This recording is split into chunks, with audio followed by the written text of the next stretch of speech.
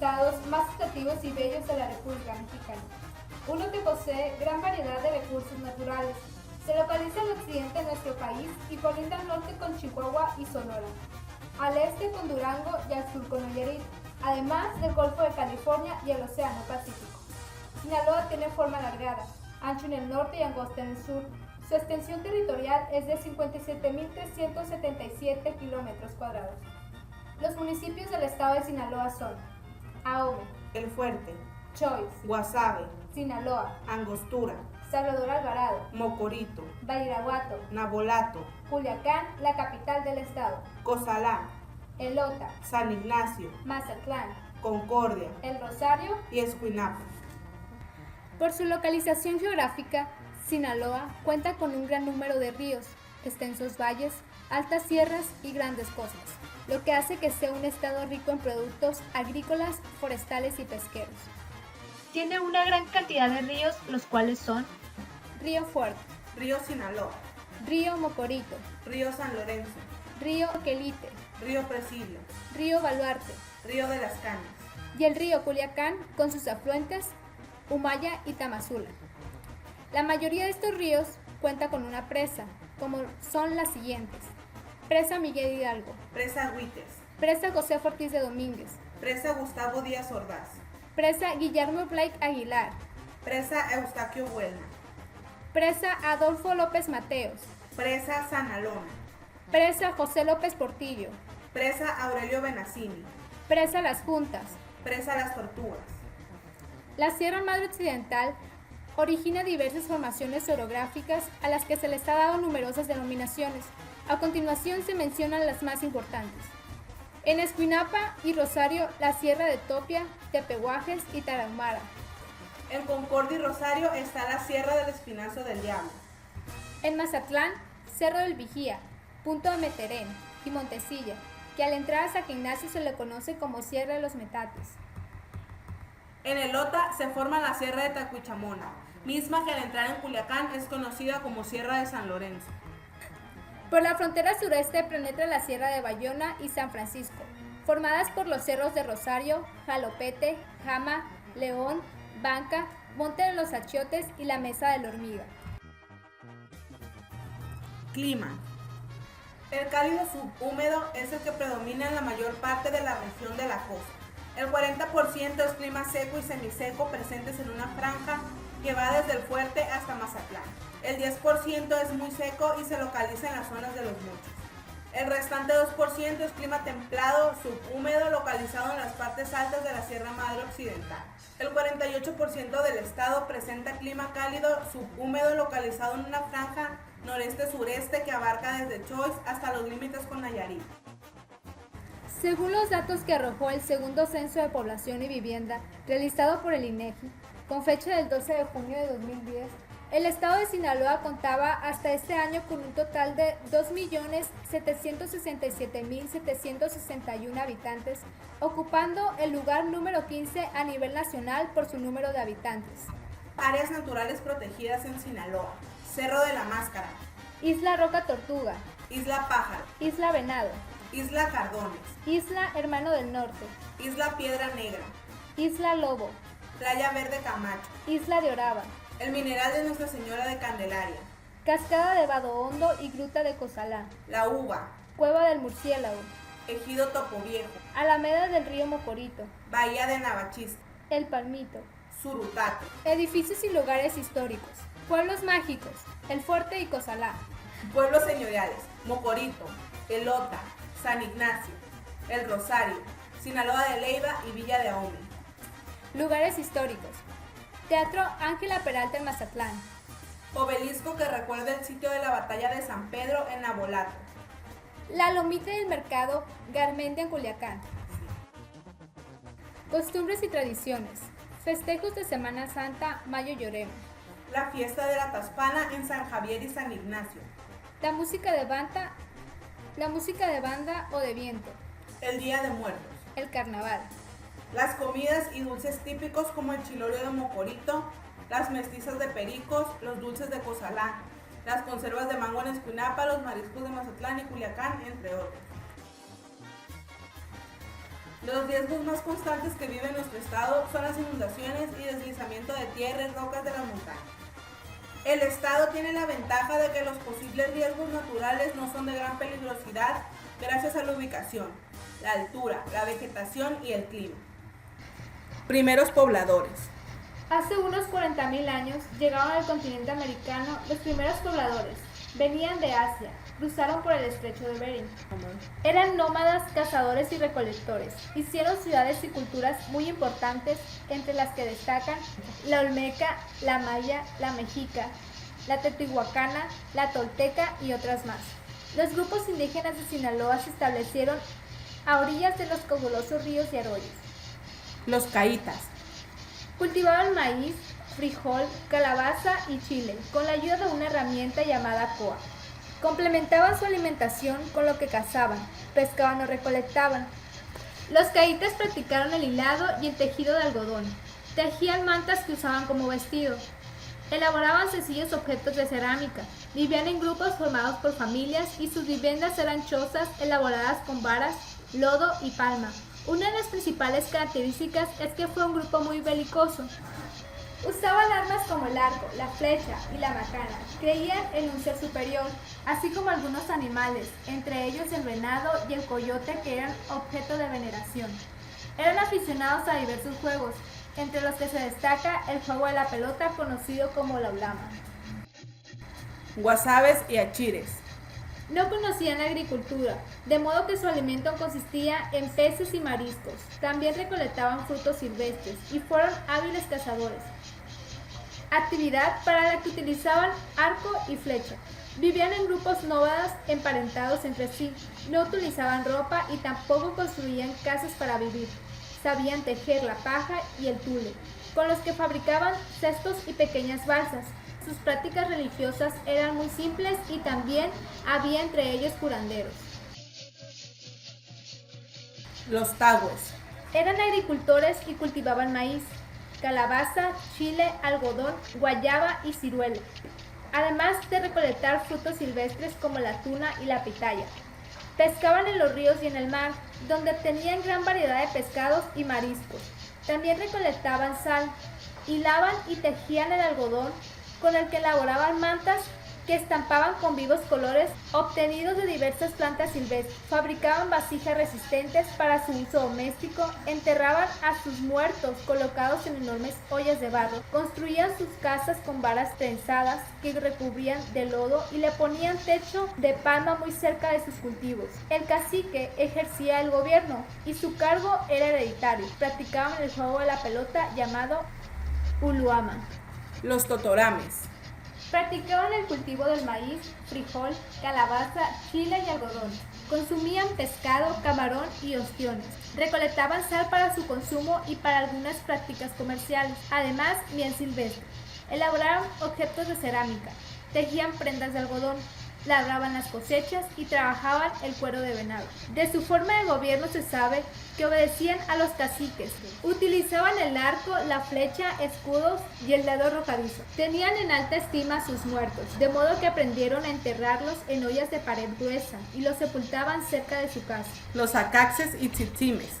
Conocían la agricultura y cultivaban pequeñas parcelas en las que sembraban maíz, frijol, calabaza y chile. Contemplaban su alimentación con lo que solo cazaban. También vivían de la pesca y de la recolección de sus frutos silvestres. Utilizaban los magueyes silvestres para producir fibra de iscle y obtener bebidas fermentadas. Confeccionaban ropa con gamuzas y mantas de iscle. De sus rituales religiosos, hoy se sabe que se relacionaba con la siembra, la cacería, la pesca y la guerra. Practicaban el juego de la pelota, en la que competía con diversas comunidades. Las armas que disponían era el arco y la flecha, así como la macana, la lanza arrojadiza y un hacha de madera con filos de obsidiana. Entre los primeros grupos españoles que tuvieron contacto con los diversos grupos americanos estaban Francisco Hernández de Córdoba, Juan de Grijalva y Hernán Cortés. Hernán Cortés llegó procedente de la isla de Cuba, atendiendo las órdenes del gobernador Diego Velázquez, en el sentido de explorar los territorios que estaban frente a esa isla. Así fue que llegó e hizo contacto con los indígenas de la península de Yucatán. Posteriormente, navegando cerca de la costa, arribó a un lugar que nombró la Villa Rica de la Veracruz. De ahí continuó su camino hacia territorio mexica, porque le habían dicho que era muy rico en oro. Después de que Cortés fue recibido por el emperador Moctezuma, surgieron desacuerdos entre ambos jefes militares, lo que trajo como consecuencia que Moctezuma fuera asesinado. Nuño Beltrán de Guzmán se dirigió con sus huestes hacia la región occidental del país, de modo que en 1529 conquistaron muchos pueblos de lo que actualmente son los estados de Michoacán, Jalisco, Colima, Nayarit y Sinaloa. A fines de noviembre de 1530 continuó la conquista del territorio del estado. Los españoles se internaron en Chiametla y de ahí salieron a Quesalá, pasando por los pueblos de Los Frijoles, Piaxtla, La Sal y Navito, en los márgenes del río San Lorenzo. El Virreinato de Nueva España. El Virreinato Novohispano estaba conformado por el Reino de México, La Capitanía General de Yucatán, el Reino de Nueva Galicia, el Reino de Nueva Vizcaya, el Nuevo Reino de León las provincias de Coahuila o Nueva Extremadura, y la de Nuevo México de Santa Fe. La provincia de Culiacán formaba parte del Reino de Nueva Galicia, al igual que los estados de Jalisco, Nayarit, Aguascalientes Zacatecas. y Colima. Su capital fue Guadalajara. Las provincias de Sinaloa y San Sebastián se integraron al Reino de Nueva Vizcaya, comprendido por Durango, Coahuila y parte de Sinaloa en el siglo XVIII. A fines de noviembre de 1530 continuó la conquista del territorio del estado. Los españoles se integraron en Chiametla y de ahí salieron a Quesalá, pasando por los pueblos de Los Frijoles, Piaxtla, La Sal y Navito, en los márgenes del río San Lorenzo. En esta población indígena se fundó la villa de San Miguel Navito el 29 de septiembre de 1531. En 1536, durante la exploración que el capitán Diego Alcaraz realizó por el río Petatlán, cerca de Guasave, encontró un numeroso grupo de indios que acompañaban a Alvar Núñez, Cabeza de Vaca y 4 de sus acompañantes que venían desde la Florida, recorriendo grandes distancias, y describieron la existencia de Cibola y Quivira, ciudades fabulosas en las que decían el oro abundaba en grandes cantidades.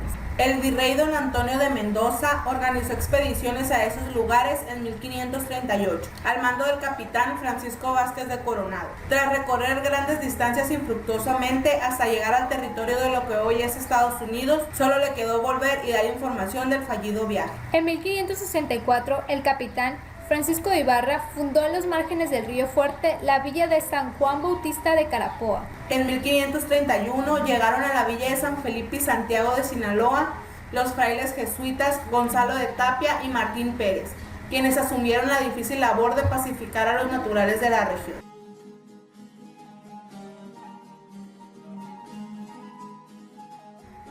Las actividades económicas que se desarrollaron en nuestra entidad en la época de la colonia fueron: minería, la extracción de metales, sobre todo oro y plata, que se extraían de las minas regionales eran de muy alta calidad.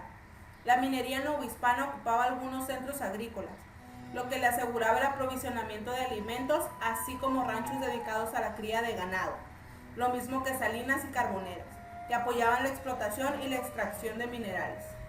ganadería, La práctica de la ganadería se esparció en poco tiempo.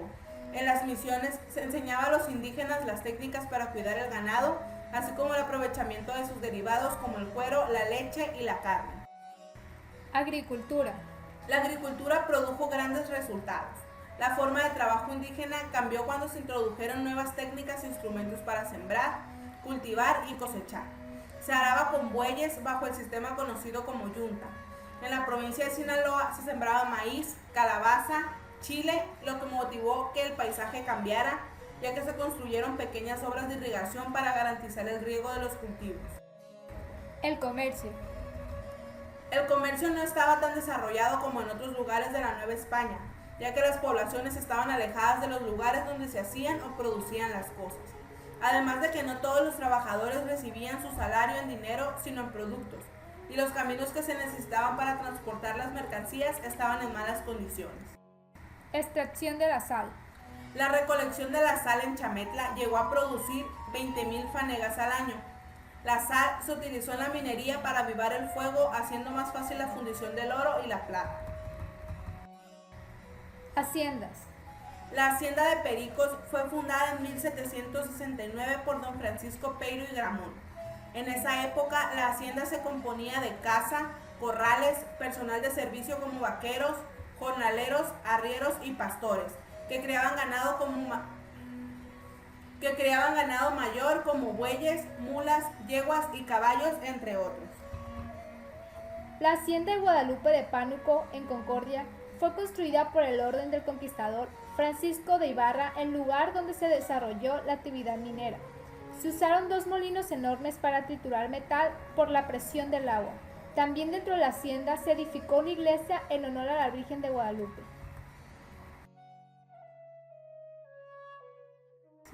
Organización social y de gobierno. Cuando se fundaron misiones y villas españolas, se adoptaron nuevas formas de gobierno. Los españoles impusieron la encomienda, el repartimiento, el corregimiento, así como el ayuntamiento con alcaldes, regidores y oficiales de cabildo. Los indígenas pagaban tributo al rey de España, además de pago el tributo al encomendero o en el repartimiento. La fundación de una villa española traía consigo, en todos los casos, la elección del ayuntamiento y el nombramiento del alcalde. El alcalde mayor representaba la máxima autoridad y era la cabeza de las instituciones coloniales en una provincia. Se nombraba cada año y tenía derecho a recibir un salario que le pagaba a la corona española. La audiencia era un cuerpo colegiado que se encargaba de resolver los asuntos de importancia general. Estaba dirigido por el virrey, de modo que en él requería la más alta representación del gobierno en la Nueva España. En Guadalajara se estableció la audiencia de Nueva Galicia. Que era la instancia que resolvía los problemas judiciales que ocurrían en Sinaloa. Las intendencias, provincias y estados eran zonas territoriales señaladas como un espacio jurisdiccional, político y administrativamente. Las alcaldías mayores y los corregimientos se denominaban partidos y estaban sujetos a su respectiva intendencia mediante subdelegados impuestos por el propio intendente. Las comunidades indígenas conservaban algunas formas de gobierno. Una de ellas fue la de los sicas. Las comunidades indígenas conservaron algunas formas de gobierno. Una de ellas fue la de las caciques, indígenas más importantes de los pueblos conquistados. Además, se nombraban gobernador, alcalde, alguacil, fiscal, temastillán y sacristán. Las comunidades indígenas conservaron algunas formas de gobierno. Una de ellas fue la de los caciques, indígenas más importantes de los pueblos conquistados. Además, se nombraban gobernador, alcalde, alguacil, fiscal, temastián y sacristán. Del casamiento de conquistadores indígenas nació una nueva generación que habría de tener una gran importancia para el futuro de las provincias de la Nueva España. Los mestizos, quienes junto con criollos serían la base de la nueva sociedad mexicana. Las llamadas castas fueron resultado de la vinculación de otros grupos de población como indígenas y negros. Legado cultural. El legado cultural del virreinato se manifestó en Sinaloa de diferentes formas: en el mestizaje, El idioma, la religión, las costumbres, las tradiciones, los alimentos, las formas de vestir, de comunicar, de convivir, de relacionarse, las formas de trabajar, las actividades culturales fortalecidas a través de lo artístico, como la música, la poesía, las canciones, etc. De la unión de la mujer indígena y el español surgió el mestizaje, componente étnico predominante en el sinaloense actual, que favoreció la difusión de elementos culturales que aún subsisten como rasgos importantes de aquella sociedad colonial. En la alimentación también están fusionados elementos españoles e indígenas que dieron origen a nuevos alimentos. Los indígenas mayos, a quienes se les había impuesto el catolicismo como religión, se hicieron cargo de las iglesias y templos, así como de los ritos y ceremonias de ese credo. En las fiestas que se celebran actualmente dentro de las comunidades mayos persiste el carácter religioso católico, pero con rasgos propios de las comunidades. La independencia, antes del movimiento, situación social y condiciones de vida. Los indios trabajaban en la agricultura y realizaban tareas en haciendas, ranchos o minas. También vivían en pueblos y comunidades que habían preservado la propiedad comunal de la tierra. Las comunidades que perdían sus tierras se desintegraban y sus integrantes pasaban a formar parte de la servidumbre como peones, jornaleros y casi esclavos españoles y criollos. Según las leyes, los indígenas tenían protección, derechos y consideraciones, pero en la práctica vivían en la miseria. Durante la época colonial se designaban con el nombre de castas al conjunto de individuos mestizos, negros, mulatos y zambos. En las grandes poblaciones trabajaban en la fabricación de loza, de telas de algodón y lana, y en la producción de tabaco. También eran cocheros, mozos, panaderos y criados. En el campo eran capataces, jefes de cuadrilla y algunos se desempeñaban como administradores de hacienda. En cuanto a los negros y mulatos, que formaban un segmento minoritario de la población, asentaba principalmente en zonas costeras y en los reales de las minas. Vivían en esclavitud, sin derechos y tenían impuestas severas obligaciones. Indígenas, castas y esclavos compartían la extrema miseria y se veían amenazados periódicamente por el hambre y otras calamidades.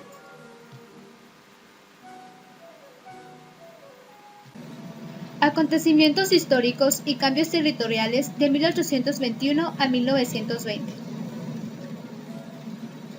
Durante este periodo, en Sinaloa, ocurrieron los siguientes acontecimientos históricos. En 1821, jura del Plan de Iguala en el Rosario. 1830, separación de Sinaloa y Sonora. El partido de Álamos pasa de Sinaloa a Sonora. De 1840 a 1842, comienza la construcción de la Catedral de Culiacán por iniciativa del séptimo obispo de Sonora y Sinaloa, Lázaro La Garza y Ballesteros. 1850 a 1852. Ocurren algunos intentos por separar a Mazatlán del estado. 1860. Antonio Rosales derrota a Manuel Lozada en las lomas de Escuintla. 1870 a 1871. Austanquillo Huelna, gobernador de Sinaloa. 1880. Decreto para introducir la línea de ferrocarril de Culiacán al Tata. 1890 a 1891. El ingeniero Luis Molina instaló el consejo para comprar un solar y dar principio a la obra de un teatro en Culiacán. 1900. Comienzan las obras del puente Cañedo sobre el río Tamazula. 1910. Inicia la Revolución Mexicana, muerte de Gabriel Eva Solano. 1920. Toma de posesión como gobernador el general Ángel Flores. Muchos de estos acontecimientos tuvieron relación con los procesos históricos nacionales y sucesos ocurridos en las primeras décadas de vida independiente, de 1821 a 1850. Los gobiernos liberales y la defensa de la soberanía nacional, de 1854 a 1875, el porfiriato, de 1876 a 1910, y la Revolución Mexicana, de 1910 a 1920. Cambios territoriales. Fueron varios cambios ocurridos en México y en Sinaloa a partir de la independencia, pasando por el primer imperio de Agustín de Iturbide a la Constitución de 1824. Algunos se reflejan en la división política del territorio nacional.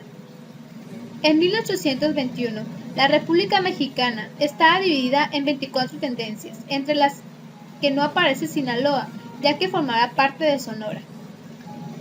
Para 1823, Sinaloa y Sonora forman el Estado Interno de Occidente. El territorio abarcaba una vasta extensión que cubría la península de Baja California y más al norte, los actuales territorios estadounidenses de California y Arizona. En 1824, Sinaloa y Sonora comparten el mismo territorio, pero sin las penínsulas de Baja California ni la Alta California, que se convirtieron en territorios. Cuando Maximiliano de Habsburgo implantó en México el Segundo Imperio en 1864, el país fue dividido en departamentos y Sinaloa quedó dividido en dos, el de Sinaloa y el de Mazatlán.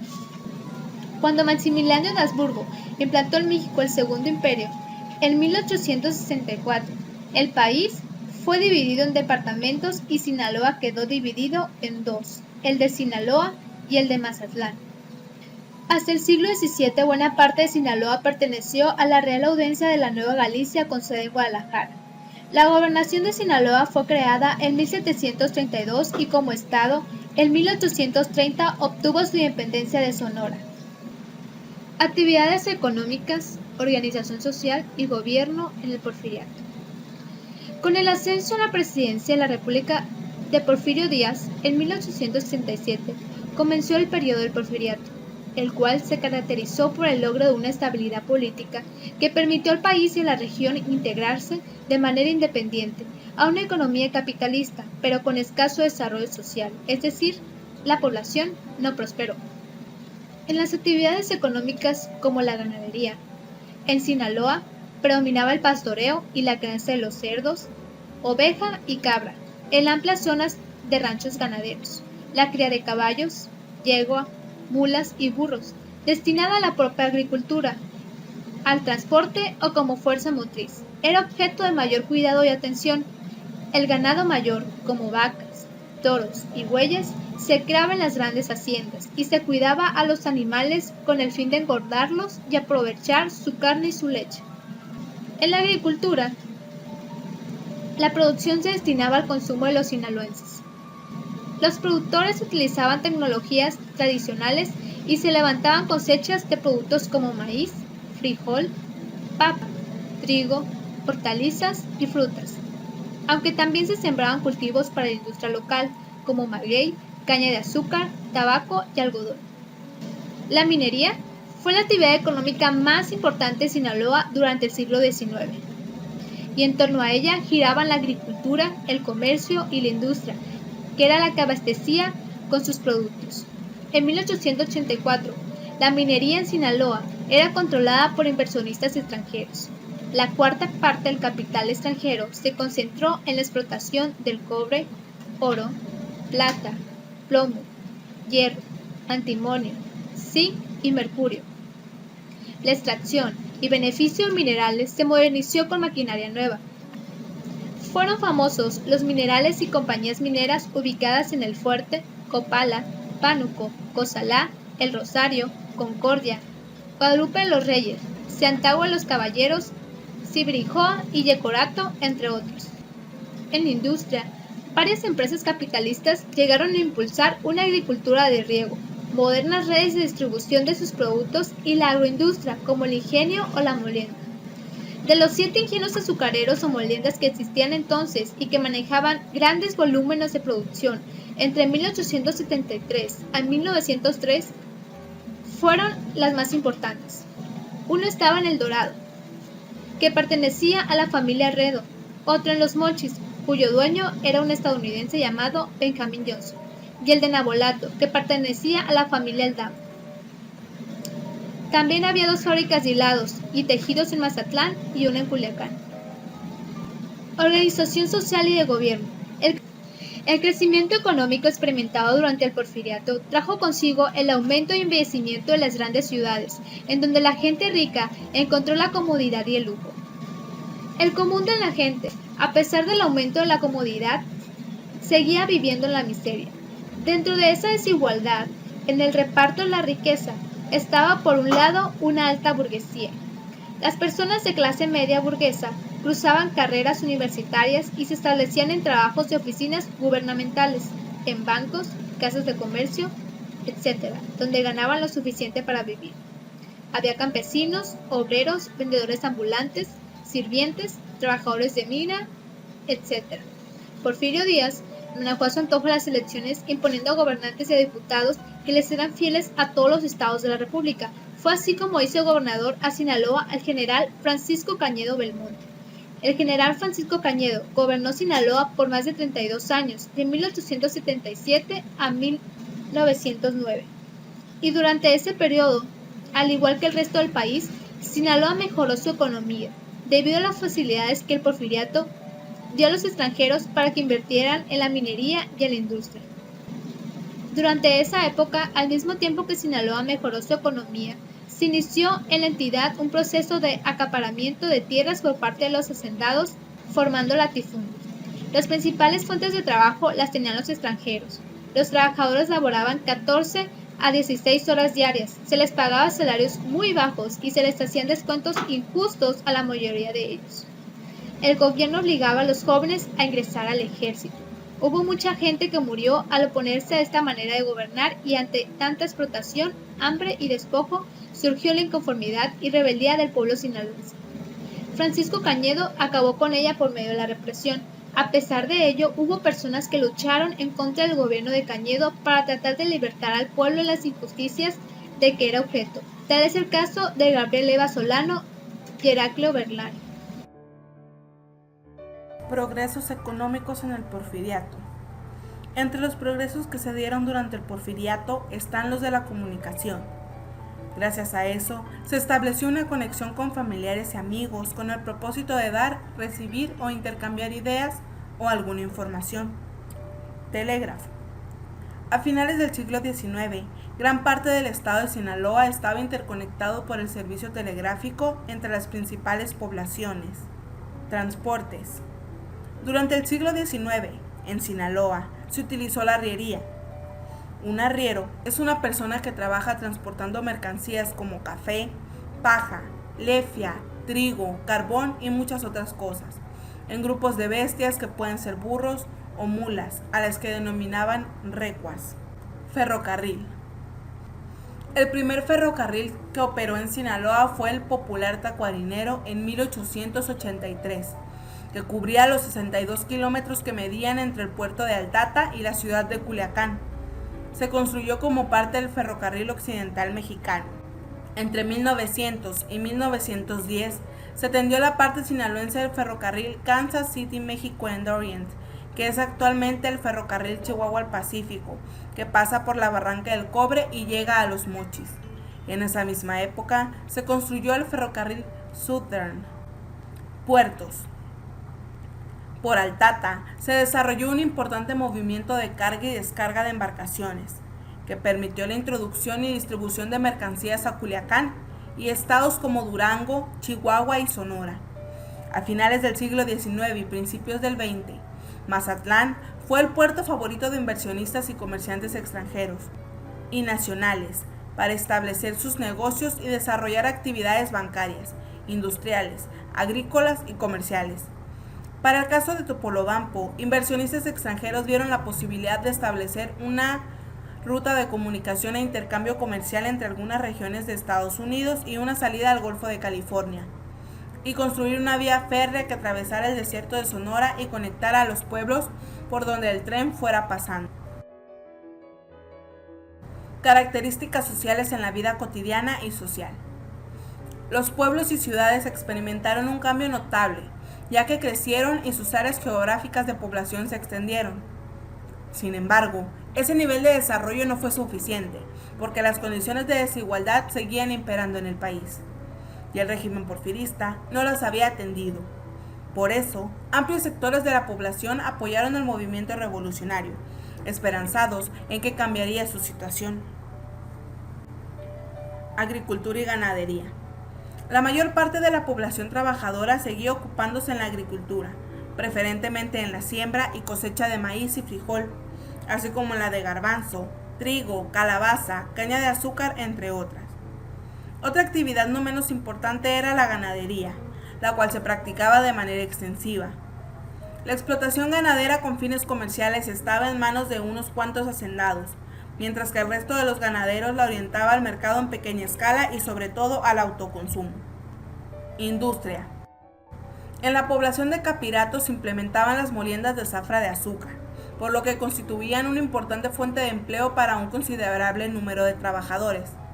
Esta actividad consistía en cortar la caña que se cultivaba en las orillas del arroyo, acarrearla en carretas hasta las molineras fabricadas del arroyo, arrear las bestias que movían el engranaje de los molinos con la caña, llevar el jugo hasta los casos panocheros, atizar los hornos y finalmente producir los deliciosos dulces. Oficios. El panorama ocupacional de Capirato se complementaba por la rica vegetación que abundaba alrededor del pueblo, destacando, sobre todo, los árboles de encino y cedro. Gracias a ellos, se practicaba la carpintería, orientándose fundamentalmente a la construcción de carretones, carruajes, tapancos, escaleras, sillas, alambreras, camas, vestidores y mesas. En esta labor participaban oficiales y aprendices con mucha habilidad y destreza para no desaprovechar las finas maderas que prodigaba la naturaleza circundante. Artesanía. Las generosas tierras del pueblo de Capirato proporcionaron a sus habitantes otro medio para vivir, la elaboración de artículos de barro, entre los que destacaban las ollas, los jarros, los zapastes, las cazuelas, los platos y las cucharas. Otra actividad de igual importancia fue el tejido de objetos de palma, como los sombreros, los petates, las canastas, los guares, las escobetas y las escobas, entre otros. Todos estos productos eran llevados al mercado los domingos y los días festivos para su respectivo comercio. A ellos se sumaban la venta de conservas de frutas, las frutas secas, los pollos y huevos de gallina, entre otros. La revolución en el Estado, personajes, desarrollo y líneas de acción. Francisco I. Madero hizo un llamado al pueblo de México para que se levantara en armas y luchara contra las injusticias del régimen porfirista. Con este propósito fijó una fecha crítica, el 20 de noviembre de 1910. Así fue que numerosos grupos de sinaloenses se fueron preparando para la ocasión. Madero también deseaba ser presidente de la República, pero Porfirio Díaz no lo permitía, de modo que antes de que sus periodos de gobierno concluyeran se hacía reelegir o ganaba las elecciones. El pueblo desconfiaba del proceso electoral y siempre creyó que había un fraude. Así fue que Francisco I. Madero formó grupos antireeleccionistas en Sinaloa. Estos fueron algunos hechos ocurridos en el estado. 1910. Primer hecho de armas en Culiacán. 1911. Primeras elecciones de la etapa revolucionaria en Sinaloa. 1913. Culiacán y Mazatlán quedaron en poder de las fuerzas constitucionalistas, comandadas por el general Álvaro Obregón. 1916. Venustiano Carranza nombró al general Ángel Flores gobernador de Sinaloa. Carrancistas contra villistas en Sinaloa. En noviembre de 1913 tuvo lugar la segunda toma de Culiacán por los constitucionalistas, que se opusieron al usurpador Victoriano Huerta, asesino intelectual de Madero, y José María Pino Suárez. En la reunión de la Convención de Aguascalientes realizada en octubre de 1914, se desconoció al primer jefe constitucionalista, Venustiano Carranza, y se formaron dos bandos. El primero con Iturbe, Eduardo Jay, Ángel Flores y Juan Carrasco, quienes formaron parte del ejército constitucionalista. Y el segundo integrado por Felipe Riveros, Macario Gagiola, el general Juan Banderas, Rafael Buelna, el joven general sinaloense que durante mucho tiempo controló Nayarit, el líder indígena Abachomo, entre otros, que se pasaron al ejército villista en 1915. Fue necesario celebrar un congreso en el que se definieran las formas de gobierno y de leyes. Así que los sinaloenses enviaron a Pedro Zazueta, Cándido Avilés, Andrés Magallón, Carlos M. Esquero y Emiliano Ceseña. Una vez aprobados los acuerdos, leyes, artículos y disposiciones por el Congreso Constituyente, fue promulgada la Constitución Política de los Estados Unidos Mexicanos el 5 de febrero de 1917. Patrimonio cultural, patrimonio inmueble. Entre los bienes considerados patrimonio cultural de Sinaloa están las haciendas de Pericos, La Esperanza, Guadalupe, Higuera de los Vega, Ciénega de Casal y La Labor. También están los 28 templos, edificios de misiones de Tabalá, Templo de Imala, de Aluey, de Capirato, de Concordia, de Copala, de Pánuco, de Choix, de Tehueco, de Nío, de Pueblo Viejo, de Ocolome y de Mocorito, lo mismo que la iglesia de San José de Gracia, así como las misiones de Ocoroni, Opochi, Baburía, Chicorato, Bacubirito, Cubiri, de Boropoa, Matapán y Lepochi. Además, en esta lista aparecen también pueblos cuyas construcciones son de arquitectura colonial y cuentan con iglesias muy viejas, por ejemplo Bacubirito, Ocoroni y Sinaloa de Leiva. El templo de San Ignacio de Loyola, en el municipio de Choix, y las casas coloniales de la comunidad de Baimena, la iglesia de San Sebastián, el templo virreinal de San José de Copala, en Concordia, todo el primer cuadro de la ciudad del Fuerte, declarado oficialmente área colonial. Asimismo, el templo del Sagrado Corazón de Jesús.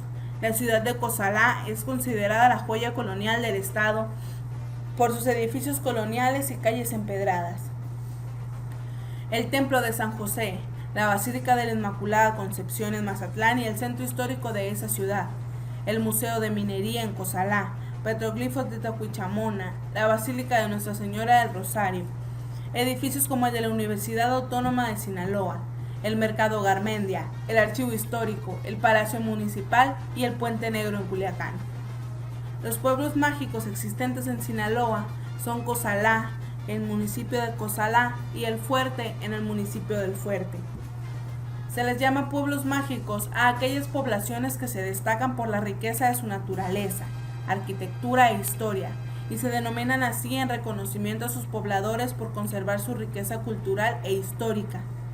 En la misma situación están los pueblos, que por conservar tradiciones, historia, cultura, variada gastronomía, belleza arquitectónica y ser cuna de ilustres personajes, se les considera y son llamados pueblos señoriales. En Sinaloa, los pueblos que tienen esta categoría son San Ignacio de Loyola, en el municipio de San Ignacio, El Rosario, en el municipio del Rosario, Sinaloa de Leyva, en el municipio de Sinaloa, Mocorito, en el municipio del mismo nombre, Elota, en el municipio de Elota, y Villa de Ahome, en el municipio de Ahome. Música y danza ceremonial Yoreme. La música y danza ceremonial Yoreme se desarrolla actualmente en prácticas sociales, rituales y actos festivos por grupos o individuos que viven en comunidades como Bacorewis, San Isidro, El Colorado, San Miguel Zapotitlán, Ohuira, 5 de Mayo, Lázaro Cárdenas, Teputcahui, Mochicahui, Charay, Jaguara 2, Sibirijoa, Capomos, Baimena, Vaca, San Javier, Juan José Ríos, La Playa y San Luciano. Estas comunidades se ubican en los municipios de Ahome, El Fuerte, Guasave, Sinaloa, Angostura y Choix en Sinaloa, y en muchos pueblos de Sonora. Las fiestas religiosas acompañadas de la música y danza ceremonial son actos dedicados a las creencias que rigen la mayor parte de la vida tradicional. Algunos ejemplos de los eventos y fechas especiales que se conmemoran en el estado de Sinaloa son los siguientes: el 2 de febrero, el Día de la Candelaria; en abril, la tradicional fiesta de la primavera en Concordia; el 1 de mayo, en la fiesta de la Villa de San Felipe y Santiago; el 3 de mayo, el Día de la Santa Cruz; el 1 de junio, Día de la Marina Nacional; el 24 de junio, Día de San Juan Bautista; el 15 y 16 de septiembre, el festejo de la Independencia; el 20 de noviembre, el aniversario de la Revolución de nuestro país; el 8 de diciembre, la Inmaculada Concepción; y el 12 de diciembre, las fiestas en honor a la Virgen de Guadalupe. Sinaloa de 1920 al 2010. Los censos realizados desde 1900 al 2010 muestran el crecimiento de la población. Actualmente vivimos 2.767.761 habitantes en nuestro estado. Durante 21 años, la población del estado no creció. De 1930 a 2010, la población de Sinaloa creció en forma sostenida. Durante 2009, la tasa de mortalidad era de 13.720 defunciones, mientras que en el caso de la tasa de natalidad se registraron 61.559 nacimientos. En algunas regiones se han establecido de forma permanente personas que llegaron a buscar trabajo en los campos agrícolas de los valles, donde principalmente se cultivan hortalizas. Las ciudades más importantes son Los Mochis, Guasave, Culiacán y Mazatlán, siendo Culiacán la capital del estado desde 1873. La agricultura. Esta actividad ha sido una de las más importantes y características de nuestro estado. Las grandes haciendas de la época porfirista, que habían sido el sistema más productivo del periodo, siguieron siéndolo al término de la Revolución, con el reparto de tierras y el surgimiento de los ejidos y de la pequeña propiedad. Los cultivos más exitosos fueron el maíz, el frijol y la caña de azúcar. El turismo. El puerto de Mazatlán es el principal destino turístico, nacional e internacional, de nuestro estado. Además, recientemente, el gobierno federal declaró pueblos mágicos a Cozalá y El Fuerte, lo que sin duda permitirá recibir más visitantes, lo que beneficiará a la población local. La ganadería. La ganadería es una actividad de vital importancia para Sinaloa. Casi 3.700.000 hectáreas en el estado son de pastos y agostaderos, con una población de 2.228.000 bovinos, porcinos, ovinos y caprinos, que producen más de 63.538 toneladas de carne. A ellos se suman 54.271 toneladas de carne de pollo. Todo eso hace de Sinaloa un estado autosuficiente. Comunicaciones. Cubre el estado una importante red carretera que enlaza ciudades y pueblos importantes. Destaca la carretera internacional México-Nogales, que atraviesa de norte a sur con una extensión de 650 kilómetros. Paralela a la anterior, la carretera costera Benito Juárez de 4 carriles ofrece seguridad y rapidez de traslado a los viajeros. En el sur, entronca la carretera Mazatlán-Durango y en el centro se trabaja en el proyecto Badiraguato-Parral. El ferrocarril del Pacífico cruza el estado de sur a norte con acceso a Estados Unidos por Nogales, Arizona y Mexicali, y la vía Chihuahua-Pacífico enlaza la entidad con el estado de Chihuahua. La minería. La minería en el estado data del siglo XVI, cuando el capitán español Nuño Beltrán de Guzmán recibió la encomienda de explorar el noroeste de México. Fundó en 1530 la villa de Chametla, donde se estableció de manera definitiva el primer grupo español en tierra sinaloense, y en 1565, como resultado de la actividad minera, la villa de San Sebastián, que se conoce actualmente como Concordia. La industria. La industria es resultado de los productos agrícolas y pesqueros propios del estado, comenzando por el procesamiento de la caña dulce para la fabricación de azúcar y de subproductos como el alcohol y las melazas. El empaque de frutas y hortalizas de exportación es otra actividad muy extendida. Hay plantas procesadoras de frutas y verduras que producen pasta de tomate, jugos y verduras enlatadas. Los productos marinos se congelan o se deshidratan.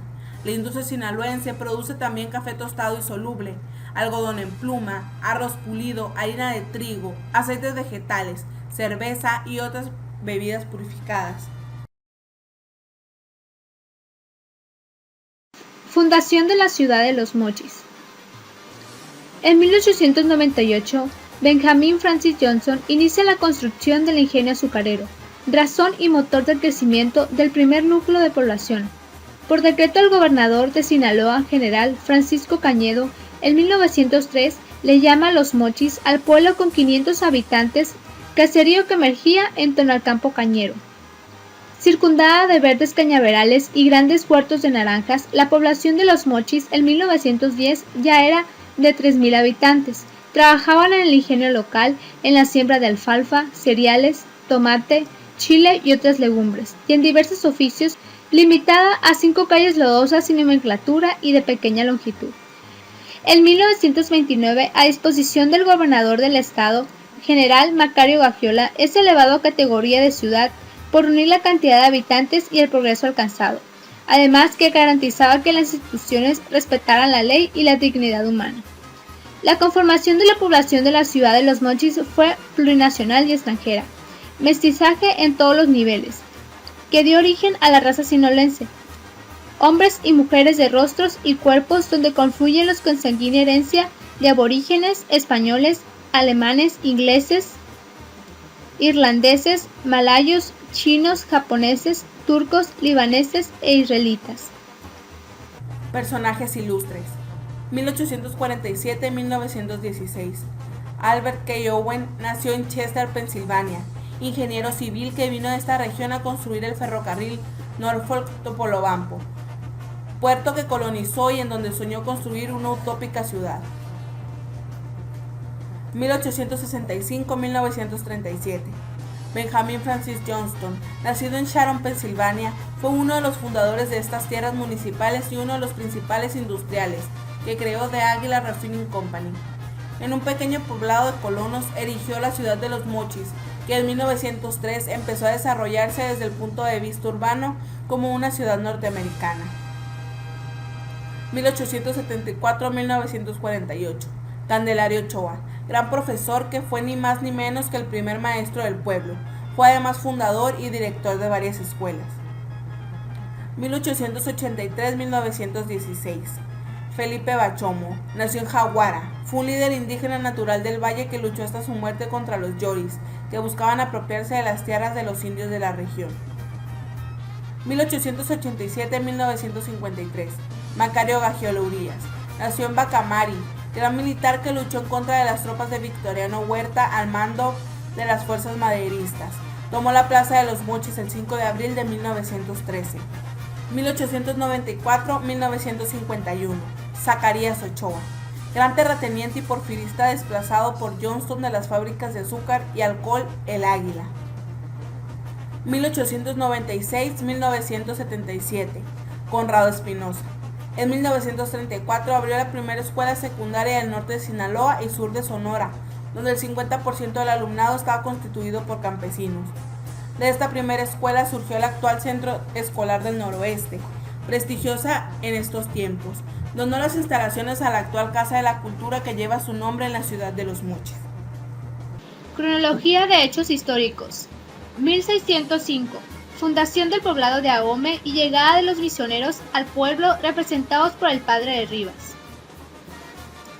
1851. Se le designó como el año de cólera, ya que esta enfermedad cobró numerosas vidas en la región. 1880. Inicio del ingenio azucarero, pilar básico para la economía de la región. 1901. Se inauguró la empresa Kansas City, México, y Oriental Railway Company en Topolobampo. 1902. Durante todo un año, la peste bubónica azotó a la región. 1903. Se funda la ciudad de Los Mochis. 1904. Se crea la Junta Separatista que busca la municipalidad para el pueblo de Ahome. 1914. Felipe Bachomo tomó a sangre y fuego la villa de Ahome saqueando al pueblo. 1917. Se designa el municipio a la villa de Ahome.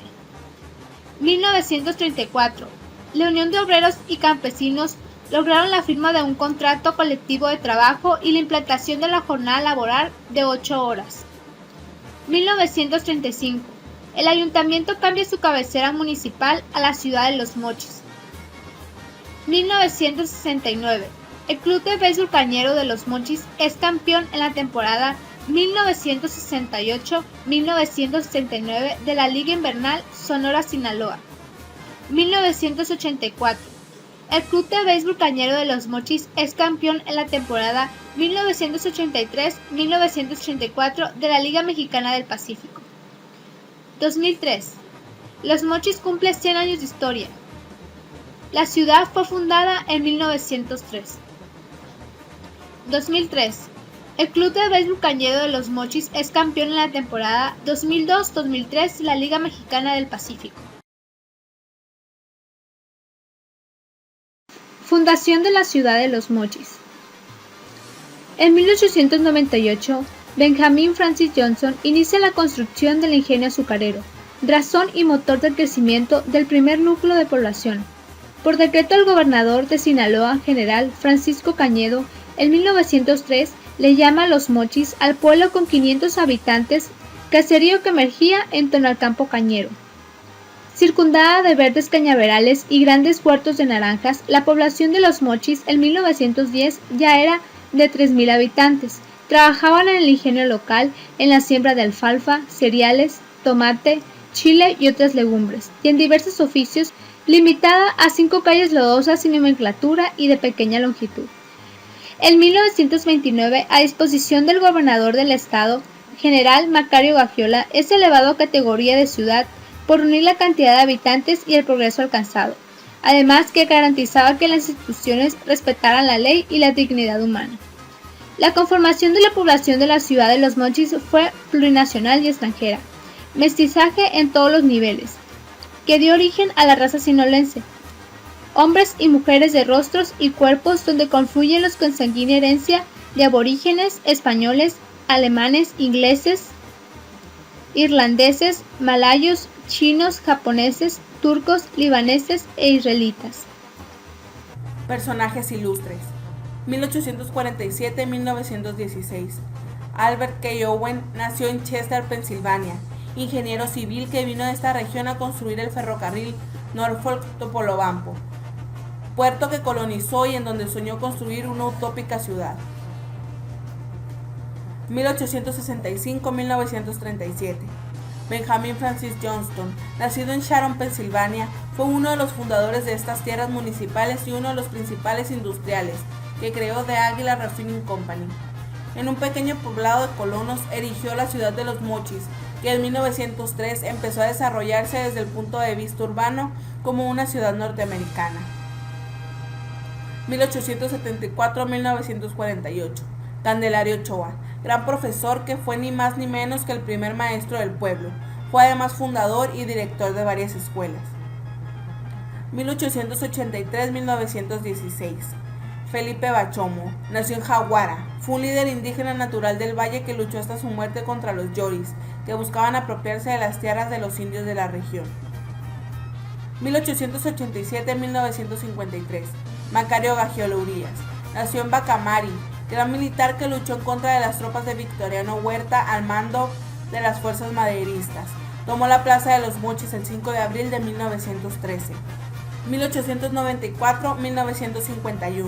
Zacarías Ochoa, gran terrateniente y porfirista desplazado por Johnston de las fábricas de azúcar y alcohol El Águila. 1896-1977. Conrado Espinosa. En 1934 abrió la primera escuela secundaria del norte de Sinaloa y sur de Sonora, donde el 50% del alumnado estaba constituido por campesinos. De esta primera escuela surgió el actual Centro Escolar del Noroeste, prestigiosa en estos tiempos. Donó las instalaciones a la actual Casa de la Cultura que lleva su nombre en la ciudad de Los Mochis.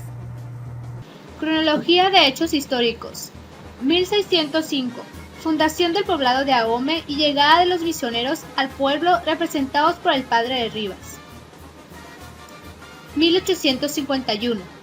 Se le designó como el año de cólera, ya que esta enfermedad cobró numerosas vidas en la región. 1880. Inicio del ingenio azucarero, pilar básico para la economía de la región. 1901. Se inauguró la empresa Kansas City, México, y Oriental Railway Company en Topolobampo. 1902. Durante todo un año, la peste bubónica azotó la región. 1903. Se funda la ciudad de Los Mochis. 1904. Se crea la Junta Separatista que busca la municipalidad para el pueblo de Ahome. 1914. Felipe Bachomo tomó a sangre y fuego la villa de Ahome saqueando al pueblo. 1917. Se designa municipio a la villa de Ahome. 1934. La Unión de Obreros y Campesinos lograron la firma de un contrato colectivo de trabajo y la implantación de la jornada laboral de 8 horas. 1935. El ayuntamiento cambia su cabecera municipal a la ciudad de Los Mochis. 1969. El Club de Béisbol Cañero de Los Mochis es campeón en la temporada 1968-1969 de la Liga Invernal Sonora-Sinaloa. 1984. El Club de Béisbol Cañero de Los Mochis es campeón en la temporada 1983-1984 de la Liga Mexicana del Pacífico. 2003. Los Mochis cumple 100 años de historia. La ciudad fue fundada en 1903. 2003. El Club de Béisbol Cañero de Los Mochis es campeón en la temporada 2002-2003 de la Liga Mexicana del Pacífico.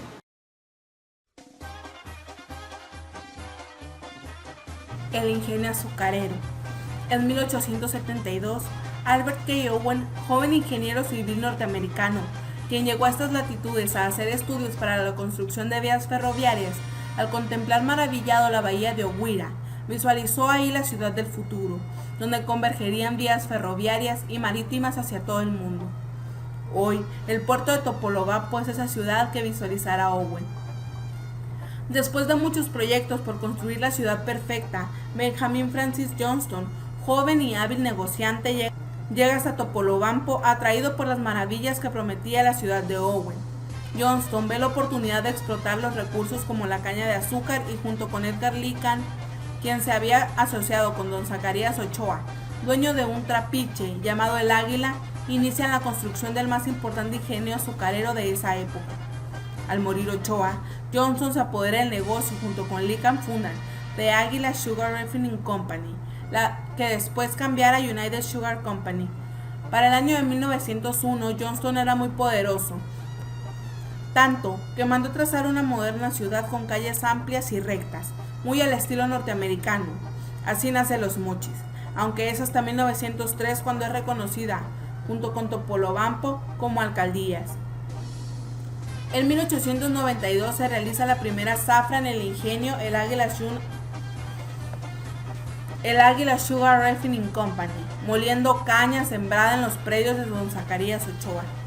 Don Benjamin Francis Johnston, en 1901, ya por su cuenta, construye el ingenio azucarero en Los Mochis, adquiriendo para ello un predio superior a las 16,000 hectáreas y consiguiendo del gobierno federal la concesión de una parte del uso de agua del río Fuerte. Primeras escuelas. La primera escuela fundada en la ciudad de Los Mochis fue la Escuela Americana, creada por iniciativa de los colonos, en donde hoy se encuentra el Boulevard Centenario y el Boulevard Rosales. Era una escuela donde asistían hombres y mujeres, no era privada, por lo tanto había mexicanos y americanos que habitaban en la ciudad de Los Mochis y sus alrededores entre 1900 y 1902. Se crea en 1905 la Escuela Justo Sierra, en la Colonia de los Obreros. Actualmente en la Colonia Insurgentes. La Escuela Miguel Hidalgo se funda en 1910, en donde inició únicamente con asistencia de varones. En 1918 se funda la Escuela Leona Vicario, donde asistían únicamente mujeres, y para 1920 recibe el nombre de Marilena Vizconde en honor a la maestra y directora de ese mismo nombre, aceptando a hombres y mujeres. A finales del siglo XX se crea una escuela privada, José Ortiz de Domínguez, llamada La Particular, encabezada por Marcial Ordóñez. En los años 30 se crea el primer kinder, Justo Sierra. Biblioteca José María Morelos y Pavón. El 2 de agosto de 1983, por decreto expedido por el Poder Ejecutivo Federal, se estableció el Programa Nacional de Bibliotecas, el cual integra los servicios bibliotecarios del país a través de la Red Nacional de Bibliotecas Públicas y de la Dirección General de Bibliotecas del Consejo Nacional para la Cultura y las Artes. Esto con la finalidad de brindar a todos los mexicanos el acceso gratuito a la lectura informática y recreativa, planteando así la realización de un esfuerzo de coordinación de los servicios de las bibliotecas públicas que actualmente brindan los gobiernos de los estados a través de la Coordinación Estatal de Bibliotecas, los municipios y la CEPIB. En el municipio de Ahome, en los primeros meses de 1983, se propuso, tomó el acuerdo y se legalizó por parte del Ayuntamiento de Ahome la creación y apertura al público de la Biblioteca Municipal José María Morelos y Pavón, ubicada por la prolongación Obregón al Poniente. Abrió sus puertas al público el día 17 de septiembre de 1983 con horarios de 9 a 6 de la tarde y un acervo inicial de 4,000 volúmenes, los cuales posteriormente fueron devueltos a la Dirección de Biblioteca, ya que ese material no estaba procesado, y en enero de 1984 se entregan a la biblioteca 8,000 libros ya procesados para que así el 15 de febrero de 1984 se inaugurara oficialmente por parte del señor gobernador constitucional. La Biblioteca Morelos comienza a operar con la siguiente personal: un encargado de biblioteca, 4 bibliotecarias, una secretaria y un vigilante, prestando los siguientes servicios: préstamos a domicilio, préstamos en sala, asesorías de tareas y visitas guiadas. Y en 1991 la biblioteca ya cuenta con una videoteca. En la clasificación del acervo se ha usado uno de los sistemas más simples llamado Dewey, el cual agrupa las ciencias y conocimientos en 10 grandes grupos: obras generales, filosofía y psicología, religión, ciencias sociales, idiomas, ciencias puras, ciencias aplicadas o tecnología, arte y recreación, literatura, geografía e historia y biografías. Se ha tenido especial cuidado en que los niños en edad preescolar tengan un primer contacto con la biblioteca en una forma lo más amena posible, y de esta manera fomentar más fácilmente el hábito de asistencia a la biblioteca en las nuevas generaciones. Se ha contado con la operación entusiasta de las educadoras y el programa que se realiza es el siguiente: la recepción del grupo de acuerdo a un calendario puramente fijo. Plazuela 27 de septiembre y la Iglesia Sagrado Corazón de Jesús. Mucho se ha discutido acerca del origen de la Plazuela 27 de septiembre, espacio emblemático de la ciudad de Los Mochis. Los más refieren que como tal subsiste desde el año 1922, en que, según afirman, la familia Johnston donó a la ciudad y al municipio este espacio, junto con el terreno donde se construyó la parroquia del Sagrado Corazón de Jesús. Atractiva la versión, pero falsa, al menos imprecisa. Esta donación, que después se formalizaría por una simbólica venta en 50 pesos del terreno de la plazuela, aunque al parecer nunca salieron los papeles respectivos, pero sí la referencia, se dio desde el año de 1919. Se le impuso el nombre de 27 de septiembre para recordar así la fecha de la consumación de la independencia. El Cerro de la Memoria es un ícono de la ciudad de Los Mochis, Sinaloa. Su nombre indígena es Banderacábul, uno de los lugares más visitados. En su cima se encontraba un faro que tenía 3 millones de bujías y abarcaba un radio de 150.000 kilómetros. El faro era el guía de la navegación aérea y marítima, a la vez que saludaba de noche al Valle del Fuerte. El camino de la falda hasta la cúspide debió haberlo mandado hacer don Benjamin Francis Johnston, quien subía a lo alto, llenaba sus pulmones de aire puro y volteaba al horizonte hasta ver las fumarolas de las chimeneas de su fábrica, la señal inequívoca de que la zafra empezaba y que las calderas eran atizadas con brazos de cactáceas. Los colonos de Owen lo llamaban Cerro de la Memoria, porque allí empezaron a sepultar a sus difuntos. El cerro era una especie de referencia que los guiaba para saber dónde estaban sus deudos. Después, en la falda del propio cerro, las autoridades levantaron el primer panteón municipal. Hace poco tiempo, la fe católica llevó a la cima del cerro una gigantesca estatua de la Virgen del Valle, quien es visitada constantemente por los creyentes. Si subimos por el camino del cerro, llegaremos al Mirador de la Pérgola, escenario maravilloso al pie del Cerro La Memoria, donde se contempla una extraordinaria vista panorámica de la ciudad, techo de un gran depósito de agua. Esta construcción fue habilitada durante algún tiempo para fiestas y eventos, y ahí surgió una leyenda que aún persiste, la de la mujer de blanco, una bella joven que se aparecía en estas celebraciones para cautivar a un muchacho e iniciar un romance, solo para darse cuenta que ella ya había muerto. Se dice que a raíz de esta historia los bailes dejaron de realizarse. Jardín Botánico Benjamin Francis Johnston. En el año de 1903, Los Mochis fue por decreto reconocida como ciudad, y esto fue a raíz del boom demográfico, consecuencia de la primera empresa de la región, The United Sugar Company, propiedad de Benjamin Francis Johnston, un hombre con gran visión y promotor del desarrollo agrícola y económico de la región. Don Benjamín decide construir la llamada Casa Grande, majestuosa residencia ubicada frente a su empresa, donde hoy conocemos como el Parque Sinaloa, acompañado de su esposa Agnes y su hijo Sherwood. Amante de la naturaleza, decide traer de diferentes partes del mundo una amplia variedad de especies y solicitando los servicios de la exitosa paisajista de la época, Florence Young, realiza uno de sus grandes legados, el Jardín Botánico Benjamin Francis Johnston. Jardín diseñado en forma de cruz al estilo de los monasterios benedictinos de la época medieval y dividida por sus bellos jardines, donde podemos escuchar el trino de sus aves y observar la belleza que nos regala la naturaleza. Áreas. Comprende aproximadamente 16 hectáreas. Cuenta con 2 áreas recreativas, un estanque y 6 bloques. Jardín francés, Jardín Palmas Reales, Jardín Estrella del Oriente, Jardín del Camino Dorado, Jardín del Yin Yang y Jardín Xerófito. Flora. Gran diversidad de plantas regionales y exóticas donde las palmas e higueras conforman las de mayor importancia y tiene una de las colecciones regionales más completas de cactáceas en el noroeste del país. Fauna. El jardín es un santuario de aves con más de 60 especies registradas entre endémicas y migratorias. Las más observadas son el periquito catalina, palomo morado, chipe corona negro y naranja, entre otras muchas más. Ferrocarril Chepe. Este popular ferrocarril fue construido en 1961. Tomó casi 90 años y $90 millones en construirse. A la fecha sigue siendo la única conexión terrestre entre las ciudades de Chihuahua y Los Mochis, Sinaloa. En junio de 1997 obtuvo la concesión para operar la ruta de las Barrancas del Cobre. En 1998 se inició la remodelación de su flota de coches, comedor, coches bar y coches de pasajeros del tren de Primer Express. El ferrocarril ofrece al turista 2 servicios, Primer Express y el de clase económica. El Chepe, cuyo trayectorio es de 656 kilómetros, incluye 37 espectaculares puentes y 86 impresionantes túneles. Viene desde el Océano Pacífico hasta las grandes alturas de este maravilloso esplendor escénico.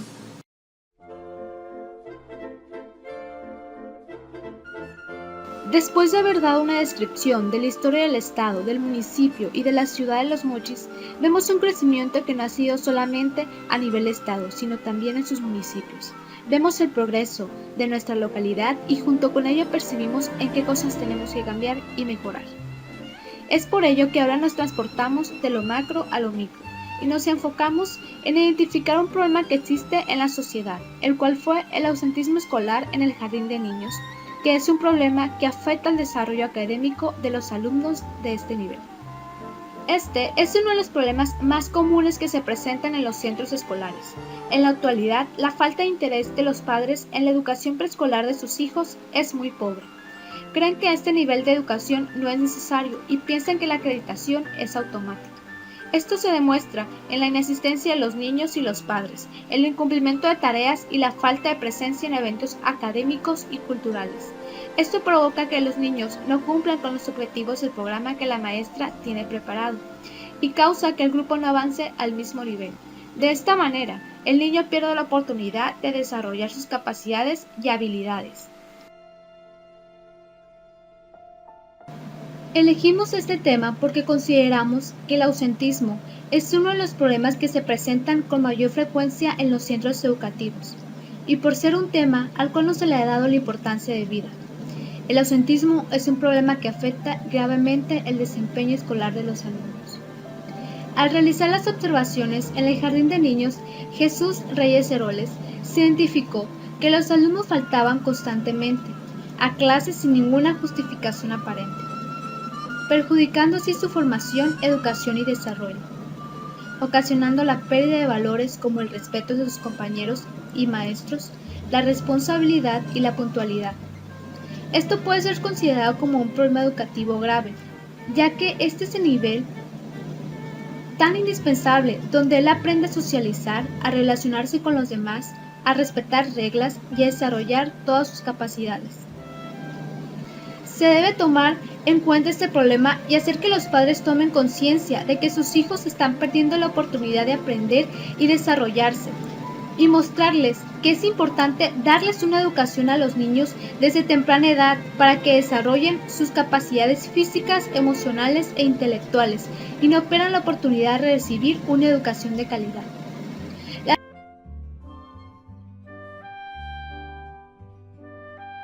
Se fundó en 1984 por la profesora Adriana María Segura Quirós. Se instaló en la colonia Teresita en un terreno baldío que le había prestado, donde solo tenían un tejabán y unas cuantas sillas para los niños. Al siguiente año se construyen las primeras edificaciones del kinder en el fraccionamiento residencial del Valle, donde trabajaron las maestras Gloria Manchado Astorga y Flora Celina Hereida Rodrigo.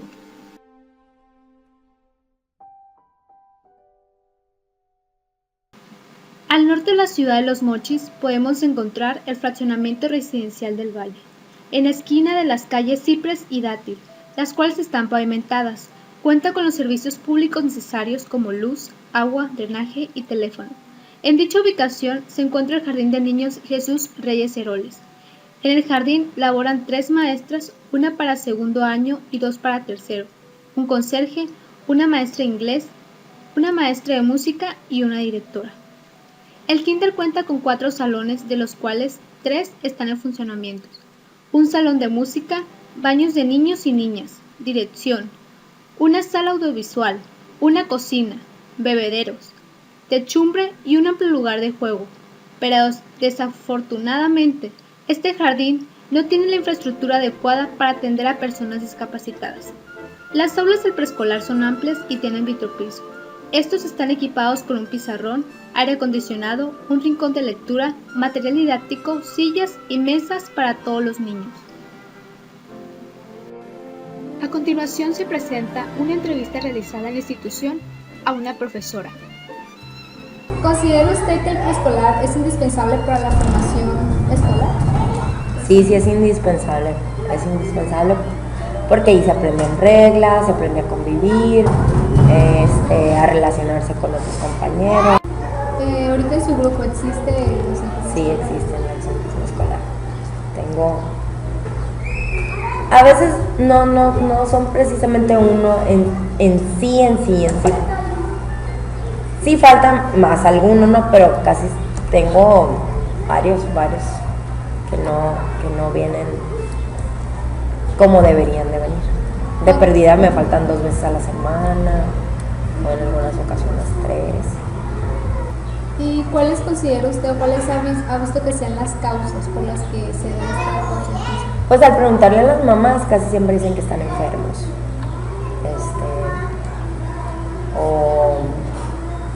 Esa sería la causa principal, pero no siempre traen algún tipo de justificante y es normal, ¿no? Porque por una gripa pues no los van a llevar al doctor, ¿no? ¿Y cuáles son las consecuencias de que el niño no asista regularmente? Pues a veces se atrasan. En ocasiones, fíjate qué pasa, que tengo niños que me faltaron toda la semana.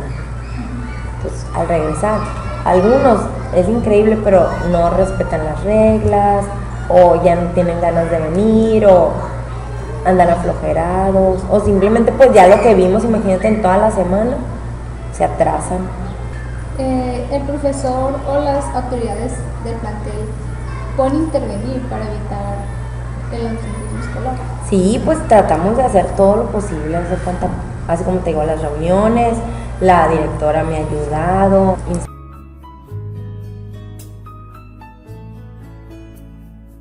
Realizar reuniones donde se trate el tema del ausentismo, con el propósito de concientizar a los padres sobre la importancia de la educación preescolar en la formación inicial de los pequeños. Dar una motivación a los niños para que sigan asistiendo a sus clases. Por ejemplo, cada mes poner la fotografía del niño que nunca falte en el periódico mural. Que la institución escolar respete el reglamento de acuerdo al número de inasistencias que un niño pueda tener. Despertar en los niños los valores de la responsabilidad, el respeto, la laboriosidad, puntualidad y honestidad, para crear en ellos una buena formación y que por ellos mismos empiece la iniciativa de asistir a la escuela, haciendo obras de trato sobre los valores donde ellos mismos participen. Considerando que en esa institución asiste un niño que tiene discapacidad motora, para apoyar a la inclusión y que él se sienta parte del grupo, ya que estos alumnos muchas veces no quieren asistir porque no los toman en cuenta, por lo que se propone adecuar la infraestructura con rampas para que tenga un fácil acceso a la institución, que los baños sean suficientemente amplios para un niño con esta discapacidad y que se encuentre con todo el material escolar necesario para la inclusión de un niño con una necesidad educativa específica. Facilitar al docente los recursos o las herramientas que pueda utilizar para el diseño de estrategias con niños con necesidades educativas específicas. Dar orientación a los padres de familia para que ellos en sus hogares puedan estimular al niño, ya sea acudiendo con especialistas o brindándoles actividades que puedan realizar ellos en casa y que su desarrollo sea más evidente. Tras haber realizado esta investigación, nos dimos cuenta de cuán importante es que conozcamos la entidad donde vivimos, así como su historia, cultura y costumbres, ya que nosotros somos los encargados de que este legado cultural permanezca en un futuro. Solo conociendo la historia podemos tomar conciencia y reflexionar. Debemos aprender de los errores de nuestros antepasados y así transformar nuestro presente para un mejor mañana. Observamos que Sinaloa ha pasado por momentos difíciles, pero que gracias al valor y esfuerzo de su gente ha salido adelante. Sinaloa es un estado que cuenta con todas las herramientas para seguir en constante progreso. Su gente, recursos naturales y su localización geográfica posibilitan esta tarea. Consideramos como parte de este progreso la educación en nuestra localidad, dando al alumno una formación integral para que sea exitoso en todo lo que emprenda. De esta manera, si formamos emprendedores, se podrá cambiar la realidad en que vivimos y enfrentarnos a los problemas con una actitud diferente. Como vimos a lo largo de esta materia, Sinaloa ha progresado considerablemente en economía, en población, vivienda, modos de vivir y convivir, situación social, educación, empleos y comodidad. Esperemos que así siga, avanzando hacia un mejor futuro para la población sinaloense.